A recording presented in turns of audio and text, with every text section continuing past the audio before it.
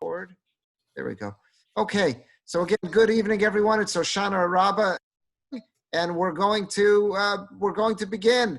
The topic for tonight is redeem my son or buy an esrog. How should I spend my last silver coins? I want to start by dedicating our Torah learning tonight to L'zecher Nishmas Rabbi Matis Blum. Rabbi Matis Blum passed away in April, and sadly, he passed away due to the COVID outbreak. And he lived in Queens, in Kew Gardens Park. He was a wonderful Talmud Chacham. He was a pillar, really, in the Kew Gardens Hills community. Layla and I had the zechus when we lived in Kew Gardens Hills. I lived in his shul a number of times. He was such a quiet, unassuming person, but he was such a Talmud Chacham. That's a picture of him there. And let me just read to you just a brief bio of him that appeared on a Jewish website after he passed away from the coronavirus back in April.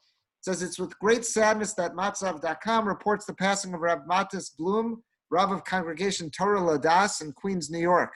Rav Blum was an outstanding Sfarim, whose many volumes of Torah Ladas containing his Chidushei Torah can be found in Batei Medrash across the world. Rav Blum was a Talmud Muvak. He was a real disciple of Rav Avram Pam Zatzal of Torah V'das, under whom he learned at Yeshiva Torah V'das. In many of Rav Blum's writings, Rav Pam is quoted copiously. Rav Blum was a virtual treasure trove of insights in Divrei Torah and stories from his Rabbi. Many knew Rav Blum through his enlightening Divrei Torah sheets titled Torah Ladas that were distributed to shuls. Decades ago, before others began distributing such publications, Rav Blum's distinctive Torah Ladas sheets, front half in Lashon Kodesh in Hebrew, back half in English, provided many people with the chizuk, inspiration, and Divrei Torah to infuse their Shabbos with meaning. Rav Blum began distributing these sheets over 40 years ago. He was really ahead of his time. One of the first people who was doing that, distributing Divrei Torah sheets in shuls around the New York area, and then he would staple them and send them. When we lived in Pennsylvania, I used to get like once every 2 months, he would print them ahead of time. He was really ahead of the game. I'll tell you about that in a minute. And I would get him. Several years ago, he started doing them as PDFs and just emailing them, which was much better. It was more efficient and cost much less in terms of postage and everything as well. Rav Blum was well versed in halacha as well, was a popular halacha teacher at Machon Beis Yaakov and other schools as well, and was beloved and respected by everyone who came into contact with him. I'm also told, I only knew this after he passed away, that he was the Rav Amakshir on the Erev in Kew Gardens Hills. He's the one who checked it every single week. Rav Blum's midos were sterling, and he carried himself with exceptional humility. His simchas hachayim, his love of people, and his tangible avas Torah, zira shemayim, served as examples to others. About 12 years ago, Rav Blum's first wife, Mrs. Eti Blum, Allah Shalom, passed away. He was zocheh to remarry and leaves behind his Rebbitzin, who was supremely dedicated to him. He was a healthy person. He was, I would say he was in his early 60s. Really? And he was a healthy person. So it really came as a shock that happened to him. I remember when we found out he was sick and we were saying Tehillim, and then I was just absolutely shocked that he passed away. It was a wonderful person. He was a Talmud Chacham. Now, what's amazing is I have here on the bottom, here is the logo, his Torah Ladas logo. This were on all of his Divrei Torah that would come out every week. And what amazed me was after he passed away, I still kept receiving them in the email. And I didn't know what's going on. Like, how do we explain? Maybe his kids took over this for him? And just last week, I got an email, and it said that he would prepare these things months in advance. And he had prepared going through the end of this year's Torah reading cycle. So he had prepared through Vizos HaBracha back, in the springtime before he passed away. So all these last 6-7 months, the family has continuously been sending out his Torah Ladas Divrei Torah sheets every week. And this was based on work that he had prepared before he had passed away. This week they sent saying basically we've hit the end. He had basically prepared through Vizos HaBracha. So now we're at the point where we don't have anything from him anymore. So it's going to be something really missing in my inbox unless they just start going through a cycle again from 40 years ago. I don't know what they're going to do. I have some of his Sfarim at home that they've collected some of his best loves, and I continue to use those, but I don't know what the family's going to do. But I want to share with you something that was on this last one that I received from him. And this is, again, something he prepared before he passed away. So he has, the way he would organize it was, he would have Divrei Torah. The first part of it would be in Hebrew, brief Divrei Torah on the Parsha. Then he would have a halachic discussion, something that pertain to halacha in the parsha that he would thoroughly discuss. Then he would have an English section where he would have short Divrei Torah, and then questions and answers. He had some excellent questions and then answers where he would give you sources to look up matters of interest.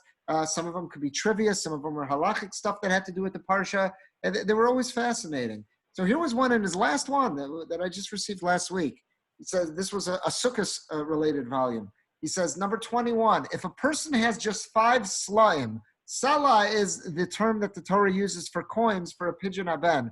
We know that if when a couple is blessed with a baby boy and it's a bechor, it's the firstborn, who was born naturally, meaning it wasn't a cesarean section, it was born naturally, and again, it's the firstborn. So then the father has a mitzvah of pidyon haben, of redeeming that firstborn. Also, the father's not a Kohen or Levi, or the mother's also not. So it's not such a common mitzvah, because think about it, right off the bat, it's got to be a boy, it's got to be a firstborn, and it's got to be a natural birth, and the parents can't be Kohanim or Leviim. So right off the bat, it eliminates many children. So it's not such a common mitzvah. Beautiful mitzvah. So number 21, if a person has just 5 slimes, so the father's responsibility is to give the value of 5 silver coins to a Kohen and go through this process of redeeming the child. So let's say the father he's down to his last money and he can't borrow money. All he has is those 5 coins. Should he use them to purchase an esrog? It's Sukkot's time, so he wants to purchase an esrog. Or should he use them to redeem his firstborn son? That's the question. What should he do? What should he do? Condition. It's a Gemara condition. Excellent, Rabbi Hauser. Rabbi Hauser is 100% right. We're going to see a Gemara in Kedushin. That's exactly where we're going to go. The Gemara discusses a similar case, not 100% this one, but it's a similar one. We'll get there in a second. Excellent, Rabbi Hauser. So let's see what he does with this. So that was question 21. And let's see where he answers it. He answers at 21. He's going to quote a Magen Avraham. The Magen Avraham is a commentary to the Shulchan Aruch. And the Magen Avraham says, here's his answer. If one has just 5 salaim, that's all he has was those 5 silver coins, he should use them to buy an esrog and postpone redeeming his firstborn. And he points to the Magen Avraham, and we'll see the Magen Avraham is going to attribute this to the Gemara in Kedushin, like Rabbi Hauser said. So let's see the Magen Avraham. Now, you can imagine, the wife might be a little bit upset here. I don't know how but the fellow says, honey, I was on my way to go find a Kohen, and he comes up with an esrog instead. She says, what's this? We'll wait. Later, we'll get to that pidyon haben later when I get some money. I can't say what that's going to do for Shalom Bayis, but we're going to see what the Magen Avraham says. So let's see the Magen Avraham. At the end of Siman Taf Reish Nun Vav, so it's in Hilchos Sukkah. So here's the Magen Avraham all the way at the end. He says, in Ein Biyado, if let's say you have a hypothetical case where all the father has is Elahei Slime, he has 5 silver coins, B'tzarech Lifto, and he needs to do pidyon haben, V'liknos esrog, but he also has to buy an esrog, so he's got to choose. He has to decide, what do I do with these silver coins? Do I use them to buy an esrog at Sukkot's time, or do I use them for pidyon haben to redeem my firstborn? What does he do? So the Magen Avraham paskins, Yikna esrog, buy the esrog. Why? Here's a rationale. Shezeh mitzvah overes. Esrog is a mitzvah for Sukkos, and that's going to pass by. Once Sukkos is done, there's no second chances on that. However, Vizu and the mitzvah of pidyon is a mitzvah she'einu overes. It's not going to go away. You're right. The Torah says that a father should redeem that firstborn male child on the 30th day. But if, let's say he waits, whatever it was, he was in isolation, quarantine, whatever it was, he couldn't do the pidyon haben, and he's got to wait till a week later, okay, he'll do it a week later. Okay, we always say that there's reason makdimim mitzvahs, you should do it at the first opportunity possible, but if something would come up, you could always do that mitzvah later. But the mitzvah of esrog, you don't know that you're going to be able to do it later. It's got to be done on a dorais, on a Torah level. It has to be for the first day of Sukkot. So he's going to lose that opportunity. So chop the mitzvah now, grab the mitzvah now, and use the last 5 slime, the last 5 silver coins, assuming you can't do both with it, assuming this is down to his last money. So use it to purchase the esrog, and wait, when money comes his way, the next payday, the next time some money falls his way, he'll do pidyon haben then. That's what the Magen Avraham paskins. Fascinating. And there's logic to that makes a lot of sense. What's it based on, though? Aside from the logic that the Magen Avraham says, like Rabbi Hauser, the Magen Avram points us to a Gemara in Kedushin on Daf Chavtes. He says in those parentheses there, he goes, you'll see, go look up the Gemara, and you'll see what the basis of my ruling is. So let's do that. Let's look at the Gemara. The Gemara is here on Chavtes. The Gemara says, I'm on the first line here. Tanu Rabbanan, middle of the paragraph. Tanu Rabbanan. So the rabbis taught. It's quoting a brisa now. Liftos espino. The guy has a choice. Liftos espino. He could either, he's down to his last 5 slime, his last 5 silver coins. He can either use them to redeem his firstborn son, ulalos l'regel, or he could use them to pay for the expenses of being Ola L'Regel. It's one of the 3 Yom Tovim. It's either Pesach, Sukkot, or Shavuos, and this man's got to get to Yerushalayim. He's got to pay his cart fare or his donkey fare, whatever it is, pay for some hotels along the way, get some snacks. So he can't do both.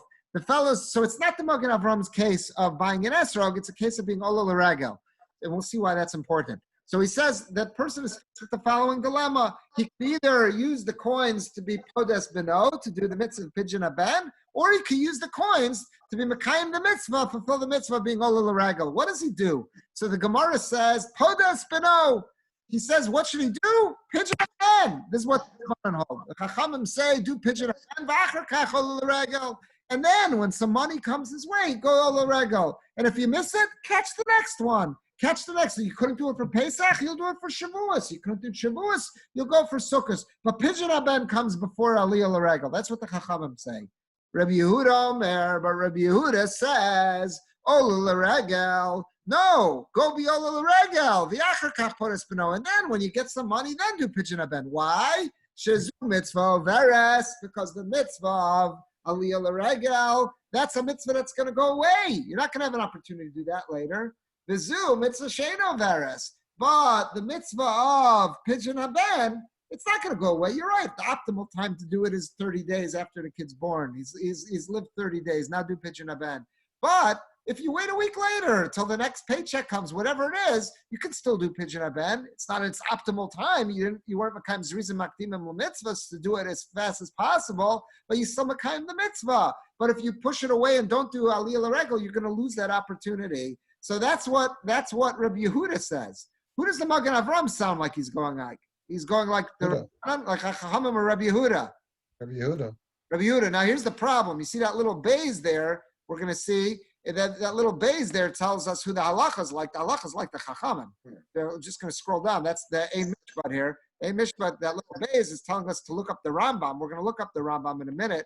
The halacha is like the Chachamim. So when I first saw this Gemara, I was saying to myself, oh no, is that this looks like a problematic Magen Avram. The Magen Avram said, again, if you're in this dilemma about Esrog versus Pidyon Ben, so the Magen Avram said Esrog wins because mitzvah veres always comes first. And here's the Gemara that he points us to. What's the conflict? Aliyah L'Regel, going up to Yerushalayim or being Podes Ben. And what is the it's machlokas. The Chachamim say Pidyon Ben comes first. And Rabbi Yehuda says that no, Aliyah L'Regel comes first because it's the mitzvah of Eretz Cheshman. And the halach is like the Chachamim. So I was very, very scared here. I'm thinking, so what's the Magen Avram doing? Before we see the rest of that Gemara, let's just take a look. This Tosas Riyazakin, this is on the side of the daf of the Gemara. He just spells it out for us a little here. I have the first finger. It says, Liftos velalos. The person has a dilemma. What do I do? Do I have down to my last 5 coins? Do I use them for Pidyon Ben or go up to Yerushalayim? Klomar. So he says, how does he explain it? Ve'ein biyado kedai lezeh lezeh. He does not have enough money to do both.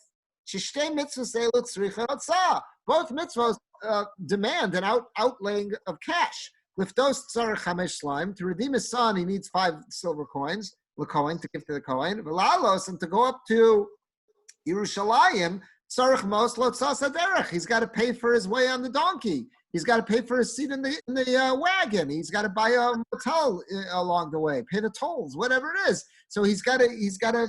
So that's the dilemma. So what did Rabbi Yehuda say? Rabbi Yehuda said, Ola L'Regel, Aliyah L'Regel comes first. The Chachamim said Pidyon Ben comes first, and Rabbi Yehuda said Aliyah L'Regel comes first. B'moshe biyado. He says, use the money you have now to do Aliyah L'Regel. Kshetimtze yado, and when more money comes his way, Yifteh b'no, then he should do Ben mipnei shi mitzvah she'eino averes, because mitzvah pidyon ben is a mitzvah that's not going to go away. So that's the machlokas between the Chachamim and Rabbi Yehuda. So again, when I first saw this Gemara, I was very nervous because the halachas like the Chachamim that we do not favor a mitzvah overes. And then here's the Magen Avram saying, by the esrog, we favor a mitzvah overes, and he's going like Rabbi Yehuda when the halachas like the Chachamim. So I got very nervous, and then I said, hold your horses, males. Read the rest of the Gemara. So let's read the rest of the Gemara. So we just saw there's a machlokas between the Chachamim said if the guy's down to his last 5 coins and he's got a choice between Aliyah L'Regel or Pidyon Ben, so the Chachamim said do Pidyon Ben. Rabbi Yehuda said again Ola L'Regel. Why? Because Shazu Mitzvah Veres, Shazu Mitzvah Shino Veres. Aliyah L'Regel is going to disappear. It's a Mitzvah Veres, but Pidyon Ben is going to disappear. It's not a Mitzvah Veres. So now the Gemara says, Bishlam ala Rabbi Yehuda. I understand the logic behind Rabbi Yehuda. Kidakamar, because he just told us the logic. The reason why he favors Aliyah L'Regel over Pidyon Ben is because it's going to disappear. You don't want to lose the mitzvah. But Kidakamar time, he just gave us his reason. Ella Rabbanan, but the Rabbanan who said that Pidyon Ben wins, might tell you what's their logic. So here the Gemara answers the Amri Kra. They base it on the pasuk. They say there's a hint in the pasuk. It's specifically dealing with this dilemma. Whereas we want to know what comes first when you have to decide between Aliyah L'Regel and Pidyon Ben. So he says, the Amar Kra, the pasuk says, Kol b'chor b'necha tifteh. There's the pasuk. It's in Shemos. It's in Perek Lamed Dalet. It's pasuk Chaf. It says, I have the pasuk, the full pasuk below. It says, Upeter chamor tifteh b'steh. It says that the firstborn of a donkey should be redeemed with a lamb. If you don't redeem it, so then you've got to break its neck. And then the pasuk concludes by saying, Kol b'chor b'necha tifteh.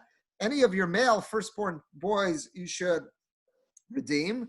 V'lo yerau panai rekam. And don't come before me, don't appear before me empty-handed. So the Gemara says, where did the Rabbanan get this idea that if you have a dilemma between Pidyon Ben and Aliyah L'Regel, why does Pidyon Ben win? So it says, the Amar Kra, the pasuk says, Kol b'chor b'necha tifteh. It says, do Pidyon Ben.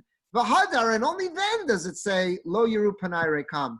Don't come before me empty-handed, which is talking about someone who's being Ola L'Regel, someone who's coming to the Beis HaMikdash. So they're saying we have a hint, we have a remez in the pasuk.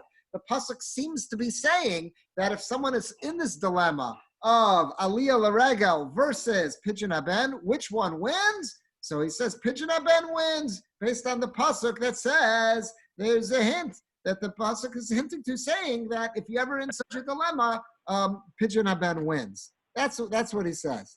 Now let's just look here.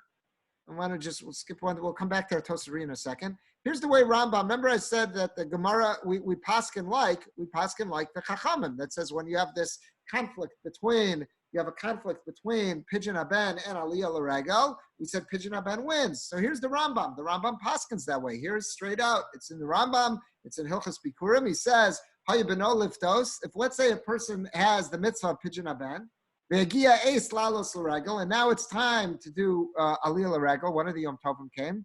Vein lo kedei lazel hazeh, and he does not have enough money to do both mitzvahs. Which one wins?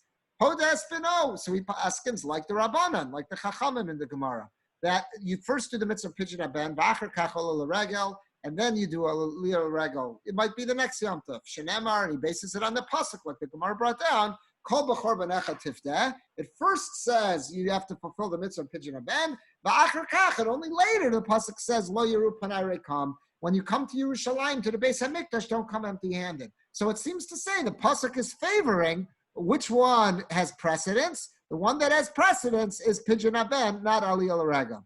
So again, when I saw this Gemara, I got nervous because the Magen Avram was dealing with a different conflict. He wanted to know when you were between Esrog and Pidyon Ben, which one wins. And he said Esrog wins. Why? Because we always go with the mitzvah of Eres.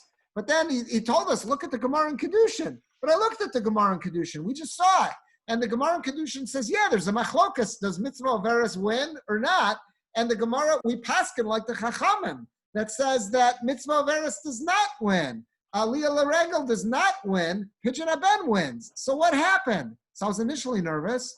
And then all of a sudden it hit me what's going on. The Magen Avram's he's no fool. He knows exactly what he's doing. Our Gemara is telling us, and you'll see this Tosas Arid is saying this, the one time mitzvah overis does not win is if the conflict is between Pidyon Haben and Aliyah L'Regel. Why? Because we have a remez, we have a hint in the pasuk that says, yeah, Pidyon Haben comes before Aliyah L'Regel. But if the conflict was not Pidyon Haben versus Aliyah L'Regel, the conflict was Pidyon Haben versus Esrog would win. Why? Because you got a great svara that a mitzvah overis always wins. And now you don't have a pasuk that is a remez, that's a hint saying that Pidyon Haben comes first. So the Magen Avraham is 100% on the ball. He's referring us to this Gemara. He knows the halacha is that like the Chachamim, like the Rabbanan, that the mitzvah overis does not win in the Gemara and Kedushin. Why? Because there the mitzvah overis was Aliyah L'Regel. And we have a pasuk that indicates when you have such a conflict, Pidyon Haben works. But if the conflict was not Aliyah L'Regel versus Pidyon Haben, the conflict was instead buying an Esrog versus Pidyon Haben, then Esrog's going to win. Even the Chachamim would agree. Why? Because now I don't have a remez, I don't have a hint in a pasuk that's sending us in that direction. So I felt so good when I realized that, and then I saw this Tosas Arid. He's making this point. So here's where I have this other finger here in the Tosas Arid. It says v'halacha k'Rabbanan. The halacha when the conflict was Pidyon Haben or Aliyah L'Regel, the halacha is like the Rabbanan that Pidyon Haben works. Maybe Zeh Haram, and he says, and the Rambam brings us down b'mano shebegvulim parak Yud Aleph and Hilchos Bikurim. Aval b'shar mitzvos, if it would be any other mitzvah, in other words, if you had to have the same conflict of a mitzvah overis versus Pidyon Haben. So the Magen Avram's case of an esrog, buying an esrog for sukkahs. Aval b'shar mitzvos, any other mitzvah which is a mitzvah overis, modu leila Rabbi Yehuda. The Chachamim would agree to Rabbi Yehuda. The time of Kamar, yeah, you've got a very good svara. There's a very good logic there. That a mitzvah overis could take precedence. A mitzvah that's going to slip through someone's fingers should always take precedence. We don't want to lose that opportunity. We take our mitzvah observance very seriously. The Shamina Mia. So what do we learn from this? The Bishar Mili. Any other conflict with a mitzvah overis versus Pidyon Haben, Ovid mitzvah overis. We always should give precedence to the mitzvah overis. Bereisha the Divrei Torah. Everyone agrees to this. He says he explains this at greater length in Moed Katan. So the Tosas Arid is on the ball. That's exactly what he's saying. Someone is sending me a chat. He's having a problem with sound. Is everyone okay with sound? Can you hear me? Yeah. Okay. All right. I can hear you. Okay, so I'm sorry, the one with the chat with the sound problem. It might be your computer. I think everyone else is hearing. So does everyone catch that? I thought this was just so happy when I saw the Tosas Arid. What? It's a good chap.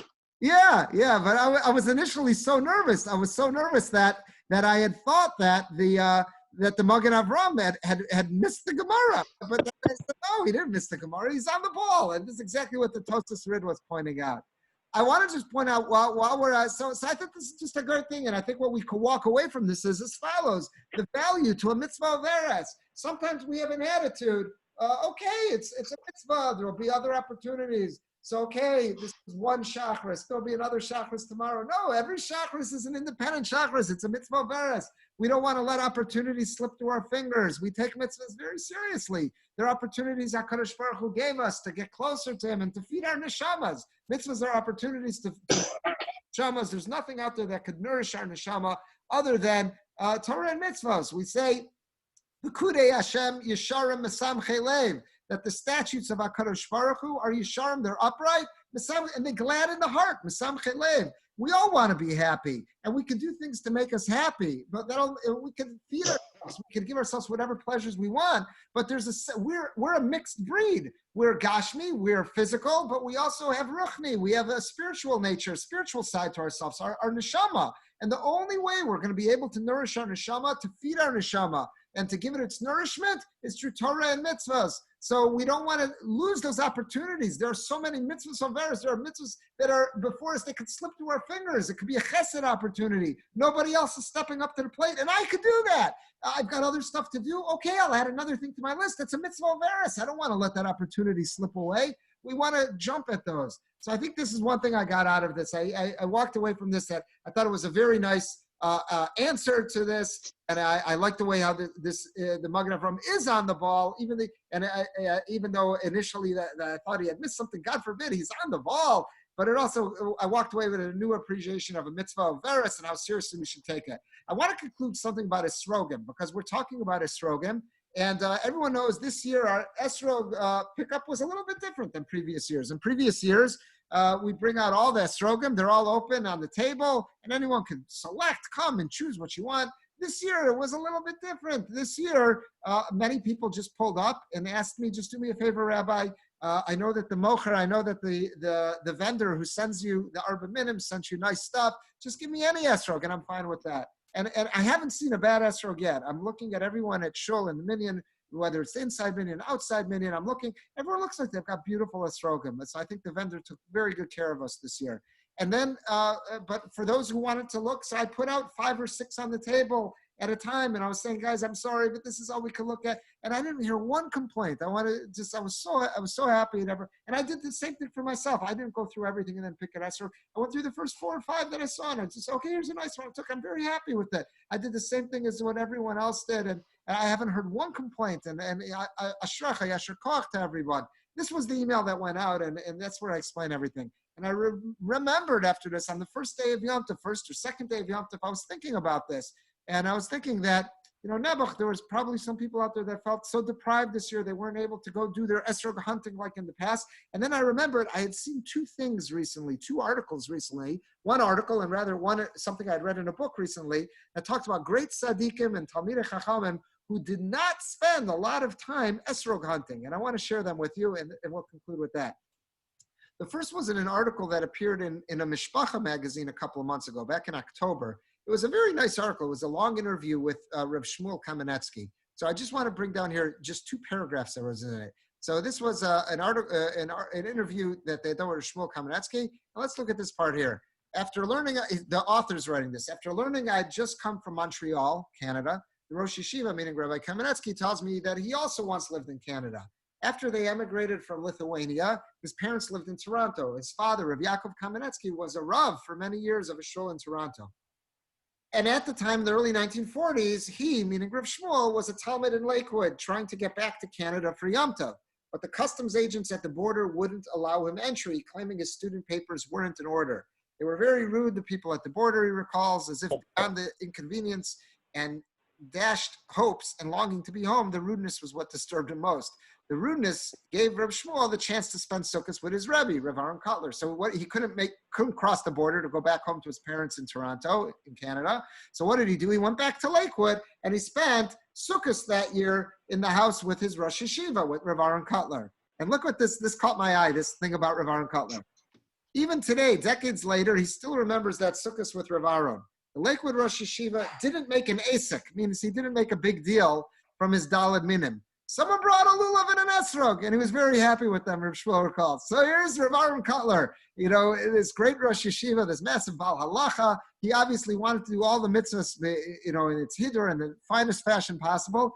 He didn't make a big deal about a lulav and esrog. Someone brought him, okay, it's kosher, it's good. I've got other things. I've got to learn Torah. I've got other things to do. Beautiful. He didn't spend an inordinate, incredible amount of time, taking out his microscope and going through it and whatnot. It was a kosher lulav, a kosher esrog. He was fine with it, and and that was it. And he moved on. So I thought when I saw that in the article, when we had this experience just the other week, and just in case anyone was feeling deprived, also in the first day or two of Sukkot, it reminded me that, okay, we did like Rav Aaron Kotler this Sukkot, that we were shown, we were given, our mocher, our vendor sent us nice lulavim and esrogim, and we said, Gamarnu, thank you very much, Yasher Koach, and we moved on, so that we didn't make a big deal of it. And then I remembered that I had, this past summer, I had been reading up on Rav Aryeh Levine. Rav Aryeh Levine, here's a brief bio on him. Rav Aryeh Levine, there's a stamp that Israel put out. It was 1982, it says. Rav Aryeh Levine passed away in 1969. He was known just simply as Rav Aryeh, was an Orthodox rabbi dubbed the father of prisoners for his visits to members of the Jewish underground imprisoned in Central Prison in Jerusalem in the Russian compound during the British Mandate. He was also known as the Tzaddik of Jerusalem for his work on behalf of the poor and sick. What a tzaddik. And there was a famous author, an Israeli author, Simcha Raz, who wrote a famous book on Rav Aryeh Levin. I got it for my bar mitzvah, and I have it here in the house. It was called The Tzaddik in Our Time, a beautiful book. Last summer, I was in Baltimore for a couple of days, and I saw there was almost a sequel had come out. It was translated into English, that Simcha Raz wrote a follow-up called The Tzaddik for Eternity that had more stories that people had submitted to him who had known Rav Aryeh Levin personally and told him more about. And I found this in that book. So here it is. And then we'll end with this. Look at this, a beautiful story. Embellishing the deed. Chaim Be'er, the noted Israeli author, relates, 1 year prior to the high holiday season, I entered a Jerusalem bookstore that was transformed into an esrog store between the months of Elul and Tishrei. The store was packed with genuine customers seeking a choice citron and with curious onlookers as well. I stood in a corner observing people in the crowd, armed with magnifying glasses, who scrutinized any minute blemish on the sought-after fruit. Suddenly the door opened, and in walked the tzaddik of Yerushalayim, Rav Aryeh Levin. The crowd promptly made way, and Rav Aryeh was given direct access to the table. Inspecting one of the wooden boxes, he thrust his hand into the flaxen pattern. Everyone remembers that flax that used to come around the esrog. So he just sticks his hand in there and withdrew an esrog. After asking the dealer how much it cost, he paid the full amount and left the store as quickly as he had entered. That's all he did. Everyone is scrutinized with, man, he just sticks his hand in, looks nice, and pays for it and walks out. Then a youngster, and bashfulness not being one of my foremost characteristics, I rushed out after the tzaddik and asked why he had not spent more time choosing the most beautiful esrog. I even quoted the words of the Gemara in Tractate Sukkah, advising us to beautify the mitzvah of the 4 species. The tzaddik smiled wryly, took my hand in his, and remarked, notice he didn't give him a pot, he didn't smack him, warmed. Everyone, Rav Aryeh Levin was such a warm, what a beautiful human being. Everything you read about it. So he took this young boy's hands and he says to him warmly, he says, there are 2 precepts, 2 mitzvahs that require beautification. One is the esrog, which is defined as pri-etz hadar. It says, yeah, you are supposed to take a pri-etz hadar. The other is honoring the elderly, as we see from the words, v'hadarta pnei zaken. The same word, hider, v'hadarta pnei zaken. My child, go out into the street and tell me how many people who so meticulously observe the first mitzvah of hider when it comes to an esrog, grind the second one of v'hadarta pnei zaken into the dust with their heels. His point being made, I blushed in mortification and have remembered his words ever since. What a beautiful story. So Rav Aryeh Levin is telling this young man is that yes, a lulav, esrog, that's very important. And it's hidur, but there's other hidurim. There's another mitzvah say, and this is one that comes out throughout the year. V'adarta pnei zaken. Halavai, everyone who spent as much time looking for a hidur when it comes to their daled nidim, halavai, everyone would seek to be makayim the mitzvah v'adarta pnei zaken, respecting our elders, taking care of them, and making certain that they get the dignity that they so deserve. So I thought those are 2 beautiful stories. And again, hopefully that'll bring some solace to anybody who feels this year they didn't have the full opportunity to go through the close to 200 esrogim that came in and to go see them all. You know that Rav Aaron Cutler didn't do that. He was perfectly happy with what someone gave him, and he moved on. And Rav Aryeh Levin didn't do that either. And if we feel in any way that we didn't have an opportunity to grab this mitzvah of hidur, so there's another mitzvah of hidur that we can get throughout the year, not just Sukkot time, v'adarta pnei zaken. Let's make it a point to go and give dignity, give kavod, and give respect to the elders that we encounter, and we can make certain that if we feel in some way we weren't able to be makayim to fulfill the mitzvah of hidur, this sukkah, there's another way we could, there's another mitzvah in the Torah that demands hidur that we can be makayim as well. All right, I want to wish everyone a great big yasher koach. To you. Thank you very much. Sure. Oh, you got it. Yasher koach. Thank you for You. everyone. All right, have a good moed. And for anyone I don't see, enjoy the rest of the Yom Tov. Is your mother-in-law still on, Akiva? Is Helen still on? Let me check. Yes, I'm still here. I want to get Faggy to say hello